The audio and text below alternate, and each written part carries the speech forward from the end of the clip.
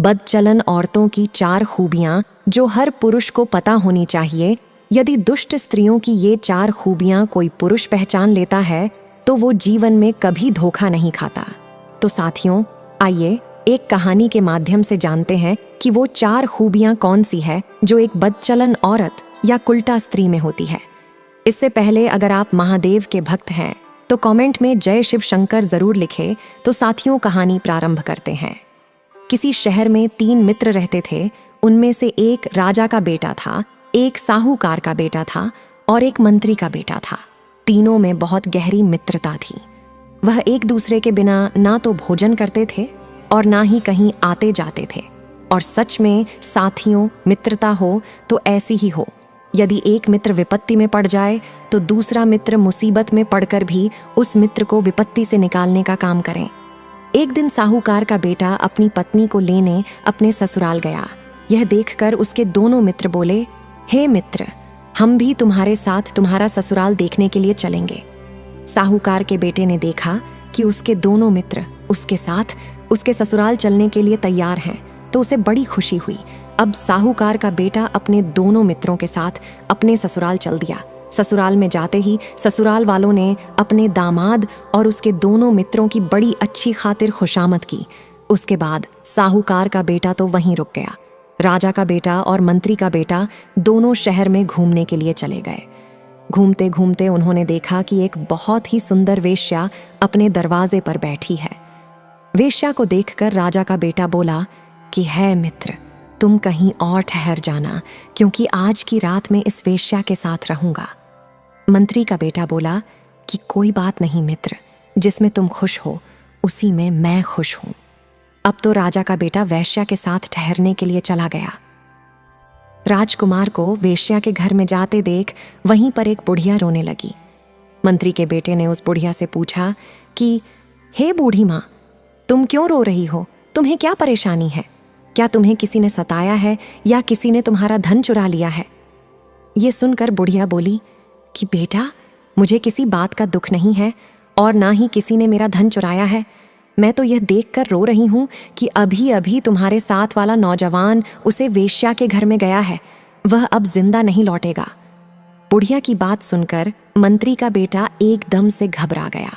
कहने लगा कि हे बूढ़ी माँ, तुम ऐसा क्यों कह रही हो कि वह जीवित नहीं लौटेगा? बुढ़िया बोली कि बेटा, इस वेश्या के पेट में एक सर्प रहता है जो आधी रात को उसे वेश्या के पेट से निकलता है और आने वाले अतिथि को डस लेता है और फिर उसी वेश्या के पेट में चला जाता है। आए दिन यहाँ कोई ना कोई मौत होती रहती है। जो भी उस वेश्या से मिलने जाता है वह कभी भी वापस लौटकर नहीं आता। बूढ़ी माँ की बात सुनकर मंत्री का बेटा सदमे में आ गया और उसने अपने मित्र के प्राण बचाने का निश्चय किया। मंत्री का बेटा तलवार लेकर उस वेश्या के घर में छुप कर खड़ा हो गया और वेश्या के पेट से उस सर्प के निकलने का इंतजार करने लगा। आधी रात को जब वेश्या और राजा का बेटा दोनों सो गए तो मंत्री का बेटा देखता है कि उसे वेश्या के पेट से एक सर्प निकलता है और पलंग के नीचे जाकर बैठ जाता है। वह सर्प राजकुमार को डसने ही वाला था कि इतने में मंत्री के बेटे ने तलवार से उसे सर्प के टुकड़े टुकड़े कर डाले और उस सर्प के टुकड़ों को वहीं पर चटाई के नीचे छुपाकर वहां से चला गया। अब वह कहीं ठहरने की सोच ही रहा था कि वह देखता है कि आधी रात को एक सुंदर स्त्री सज धज कर शहर से जंगल की ओर जा रही थी। उसने सोचा कि अब मैं सोऊंगा तो बाद में पहले इस सुंदर स्त्री का हाल जान लूंगा कि यह इतनी रात गए जंगल की ओर क्यों जा रही है। इसके बाद मंत्री का बेटा उसे स्त्री का पीछा करने लगा। थोड़ी देर पीछा करने पर उसे मालूम पड़ा कि वह स्त्री अपने प्रेमी एक फकीर से मिलने आई है जो जंगल में एक झोपड़ी बनाकर रहता था। मंत्री का बेटा छुपकर उन दोनों की बातें सुनने लगा। वो फकीर उस स्त्री को गाली देते हुए बोला कि अबे दुष्ट, अबे नादान, तू आज मुझसे मिलने के लिए इतनी देरी से क्यों आई है?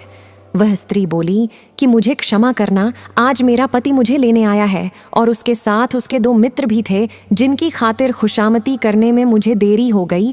जब उसके मित्र शहर में घूमने चले गए तो मैं अपने पति को सुलाकर समय निकालकर तुमसे मिलने आई हूँ, और यह लो, मैं तुम्हारे लिए खीर भी बनाकर लाई हूँ, तुम इसे खा लो। अब मुझे अभी यहाँ से लौटना पड़ेगा। तो बस तुम्हें यह बताने आई थी कि अब मैं ससुराल चली जाऊंगी। अब तुम्हारा और मेरा मिलना तभी हो पाएगा जब मैं अपने ससुराल से वापस आऊंगी। साथियों, मंत्री का बेटा यह देखकर सन्न रह गया कि यह स्त्री कोई और नहीं है बल्कि उसके मित्र साहूकार के बेटे की पत्नी है। अब तो वह उन दोनों की गुफ्तगू और भी ध्यान से सुनने लगा। उस स्त्री की बात सुनकर फकीर को इतना गुस्सा आया कि उसने गुस्से में अपने दांतों से उस स्त्री की नाक काट दी। वह स्त्री हाथों से नाक को दबाए हुए रोती बिलखती अपने घर को चली गई। उसकी यह दुष्ट हरकत देखकर मंत्री के बेटे ने उस फकीर पर तलवार से वार किया और उसका सर धड़ से अलग कर दिया। उसके बाद मंत्री का बेटा वहां से चला गया और शहर के एक मंदिर में ठहरने का विचार किया। तभी उसने देखा कि कुछ चोर शहर में डाका डालकर आए थे। आज उनके हाथ बहुत सारा धन लगा था। वे सब मंदिर में इसीलिए आए थे क्योंकि वह जब चोरी करने गए थे तब उन्होंने उसी मंदिर में मन्नत मांगी थी कि अगर उन्हें आज ढेर सारा धन और सोना मिलेगा तो इस मंदिर में आज वे राजा की बेटी की बलि चढ़ाएंगे। उनके हाथों में ढेर सारा धन तो लग गया, लेकिन शर्त के अनुसार वे राजा की बेटी को भी पलंग सहित उठा लाए, और जैसे ही वे राजा की बेटी की बलि चढ़ाने वाले थे, उससे पहले उस मंत्री के बेटे ने अपनी तलवार से उन चोरों के सर काट दिए और राजा की बेटी को जगा कर बोला कि हे बहन, ये कर तुम्हारी बलि चढ़ाने वाले थे। मैंने इन चोरों को मारकर तुम्हारी जान बचाई है। अब तुम सुरक्षित अपने घर जा सकती हो। मंत्री के बेटे की बहादुरी देखकर राजा की बेटी बहुत प्रसन्न हुई और कहने लगी कि भैया, तुमने मेरी जान बचाकर मेरे ऊपर बहुत बड़ा उपकार किया है। अब मेरे ऊपर एक उपकार और कर दो कि जैसे आपने मेरी जान बचाई है वैसे ही आप मुझे मेरे महल तक छोड़ दो। मंत्री के बेटे ने सोचा कि चलो इसे इसके महल तक छोड़ देते हैं। इतनी रात को एक स्त्री अकेली कैसे जाएगी? यही सोचकर वह राजा की बेटी को उसके महल तक छोड़ने चला गया, और जिस तरह चोरों ने उसका अपहरण किया था उसी तरह वह भी महल के पीछे लटकी हुई रस्सी के द्वारा उसे महल के अंदर ले गया। महल में पहुंचते ही मंत्री के बेटे को देखकर उस राजकुमारी की नीयत खराब हो गई। उसके मन में गंदे विचार आने लगे।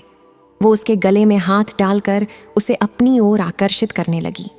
मंत्री का बेटा बोला, बहन, यह अनुचित प्रस्ताव मेरे सामने मत पेश करो, क्योंकि मैं तुम्हें अपनी बहन मान चुका हूं, और क्यों तुम स्वयं को और मुझे नर्क का भागी बना रही हो। साथियों, उसकी लाख कोशिशों के बाद भी मंत्री का बेटा उसके झांसे में नहीं आया। वह लटकी हुई रस्सी के सहारे महल से जाने लगा तो नाराज होकर राजकुमारी शोर मचाने लगी। राजकुमारी का शोर सुनकर राजा के सैनिकों ने उसे मंत्री के बेटे को गिरफ्तार कर लिया। सुबह राजा के दरबार में पेश करने का इंतजार करने लगे। बेचारे मंत्री के बेटे को निर्दोष होते हुए भी राजकुमारी ने दोषी बना दिया। उधर जब साहूकार के बेटे की पत्नी अपनी कटी नाक लेकर घर पहुंची तो उसने अपने दोष को छुपाने के लिए अपने पति पर ही नाक काटने का इल्जाम लगा दिया। अब क्या था, ससुराल वालों ने साहूकार के बेटे को सिपाहियों के हवाले कर दिया। साथियों, उधर वेश्या के पेट से निकलने वाले सर्प को मारने के कारण वो वेश्या भी मर गई थी। राजा का बेटा जब सुबह उठा तो उसने देखा कि वेश्या तो मर चुकी है। वेश्या के घर वालों ने सोचा कि इस युवक ने ही इसे को मार दिया, इसलिए उन्होंने राजा के सिपाहियों को बुला लिया और राजकुमार को पकड़वा दिया। साथियों, इस प्रकार वे तीनों मित्र राजा के सिपाहियों द्वारा पकड़े गए, और सुबह जब उन्हें हथकड़ी और जंजीर डालकर दरबार में पेश किया गया तो वे तीनों मित्र एक दूसरे को देखकर हैरान थे कि तीनों मित्र एक ही दिन अपराधी बनकर राजा के दरबार में खड़े हैं। बड़ी अचरज की बात है। इधर राजा ने सबसे पहले साहूकार के बेटे से पूछा कि क्यों रे नादान, तूने अपनी ही पत्नी की नाक क्यों काट डाली? अब साहूकार के बेटे को कुछ पता हो तो वह बताएं। वह बेचारा चुपचाप खड़ा रहा। वह अपनी सफाई में भी कुछ नहीं बोल पाया। उसके बाद राजा ने राजकुमार से पूछा कि तुमने वेश्या को क्यों मारा? राजकुमार भी चुपचाप खड़ा रहा। वह भी राजा के सामने कुछ नहीं बोला। अब राजा ने मंत्री के बेटे से पूछा कि क्यों रे दुष्ट, तू मेरी पुत्री के कक्ष में क्या चुराने गया था और तू इतनी सुरक्षा के बावजूद महल में कैसे घुसा? राजा के पूछने पर मंत्री के बेटे ने बताया कि है महाराज, हम तीनों नौजवान बहुत ही गहरे मित्र हैं और संयोग की बात देखो, आज हम तीनों अपराधी के रूप में आपके दरबार में खड़े हैं। आप एक राजा है और राजा का धर्म है कि वो दोनों पक्षों की बात सुने और फिर कोई निर्णय ले। दरअसल कहानी यह है कि हम दोनों अपने मित्र के साथ उसकी पत्नी को लेने उसके ससुराल आए थे। शाम का भोजन करने के बाद मैं अपने राजकुमार दोस्त के साथ शहर में घूमने चला गया। सराय में जाने पर मेरा मित्र एक वेश्या के घर चला गया। इस सराय में रहने वाली एक बूढ़ी माँ ने मुझे बताया कि उसे वेश्या के पेट में एक सर्प रहता है जो रात में निकलकर आने वाले अतिथि को डस लेता है। तो मैं अपने मित्र को बचाने के लिए उस वेश्या के घर में छिपकर बैठ गया। जब आधी रात हुई तो मैंने देखा कि बूढ़ी माँ की बात तो बिल्कुल सच थी। जब मेरा मित्र और वेश्या दोनों सो गए तो उसे वेश्या के पेट से एक सर्प निकला। वो सर्प मेरे मित्र को काटने ही वाला था कि मैं तलवार से उसके टुकड़े टुकड़े कर दिए और उन टुकड़ों को वहीं पर एक चटाई के नीचे छुपा दिया। उसी सर्प को मारने के कारण इस वेश्या की मृत्यु हो गई। इसमें मेरे मित्र का कोई दोष नहीं है। यदि आपको विश्वास ना हो तो वेश्या के घर जाकर चटाई के नीचे मरा हुआ सर्प देख लो। साथियों, जब राजा ने अपने सिपाहियों को भेजकर इस बात का पता करवाया तो मालूम चला कि वेश्या के घर पर चटाई के नीचे एक तलवार से कटा हुआ सर्प पड़ा था। राजा ने राजकुमार को निर्दोष जानकर उसे छोड़ दिया। तब मंत्री का बेटा बोला कि उसके बाद जब मैं शहर में पहुंचा तो मैंने देखा कि एक सुंदर युवती आधी रात को हाथ में भोजन का थाल सजाए जंगल की ओर जा रही है। मैं भी उसके पीछे पीछे हो गया। वह स्त्री जंगल में एक झोपड़ी में रहने वाले फकीर के पास पहुंची। देरी से आने के कारण गुस्से में फकीर ने उसकी नाक काट दी। वह स्त्री नाक पकड़कर रोती हुई अपने घर पहुंची। मैंने उसी समय उस फकीर का सिर काट दिया और नाक काटने का झूठा इल्जाम उस स्त्री ने अपने पति पर लगा दिया ताकि घर वाले उसके चरित्र पर संदेह न करें। उसके घर वालों ने सिपाहियों को बुलाकर उसके पति को पकड़वा दिया और सिपाही उसे पकड़ कर ले आए। वह व्यक्ति कोई और नहीं बल्कि मेरा मित्र है जो आज आपके सामने अपनी दुष्ट स्त्री के कारण अपराधी बनकर खड़ा है। यदि आपको विश्वास ना हो तो अभी भी उसे फकीर की झोपड़ी में उसका कटा हुआ सर और उसके मुंह में उसे स्त्री की कटी हुई नाक मिलेगी। राजा ने जब सिपाहियों से पता करवाया तो बात बिल्कुल सच निकली। अब तो राजा ने साहूकार के बेटे को भी निर्दोष समझकर छोड़ दिया। मंत्री का बेटा बोला, महाराज, अब मेरी कहानी सुनो।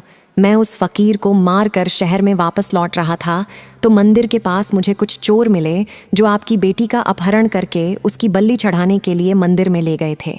मैंने उन चोरों को मौत के घाट उतार कर आपकी बेटी की जान बचाई और उसे बहन माना। रात्रि में जब मैं आपकी बेटी को महल में छोड़ने आया तो राजकुमारी की मुझे देखकर नीयत खराब हो गई। जब मैंने ऐसा वैसा कुछ भी करने से मना कर दिया तो राजकुमारी ने मुझे फांसी पर चढ़वाने का षड्यंत्र बना लिया और जोर जोर से चिल्लाने लगी और मुझे भागता देखकर आपके सिपाहियों ने मुझे पकड़ लिया। अगर मेरी बात पर विश्वास ना हो तो आप मंदिर में जाकर देख लो। वहां आपको चोरों के कटे हुए सर और आपकी बेटी का पलंग मिलेगा जिसे चोर उठाकर ले गए थे। साथियों, मंत्री के बेटे की बात सुनकर जब राजा ने पता लगवाया तो बात बिल्कुल सच निकली। राजा ने मंत्री के बेटे को भी छोड़ दिया और उस साहूकार के बेटे की स्त्री को कारागार की सजा सुनाई और अपनी बेटी को उस मंत्री के बेटे से क्षमा मांगने का आदेश दिया। साथियों, इस कहानी का उद्देश्य नारी जाति का अपमान करना नहीं है, सिर्फ यह बताना है कि दुष्ट स्त्रियां जो चरित्रहीन होती हैं वो कितनी नीचे गिर सकती है। वह समय आने पर इतनी कठोर हो जाती है कि अपना पाप छुपाने के लिए और अपनी बात ना मानने वाले को मौत के घाट भी उतरवा सकती है, चाहे वह उनका पति हो या भाई हो या पुत्र हो। जो स्त्रियां सच को झूठ और झूठ को सच बना देती हैं, उनसे बचना बेहद ही मुश्किल है। विद्वान और ज्ञानियों ने कहा है कि जिन स्त्रियों का मन पर पुरुषों में रमता है वे अपने कुल का, अपने पति का और अपने पुत्र का विनाश भी देख सकती हैं। समाज में होने वाली उनकी बुराई भी सुन सकती है और समय आने पर मुसीबत में पड़ने के लिए भी तैयार रहती है। और अपने बचाव के लिए किसी के प्राण भी लेने पड़े तो वो भी ले सकती है। साथियों, यह कहानी आपको कैसी लगी कमेंट करके ज़रूर बताएं और कमेंट में जय श्री महाकाल लिखना ना भूलें। धन्यवाद।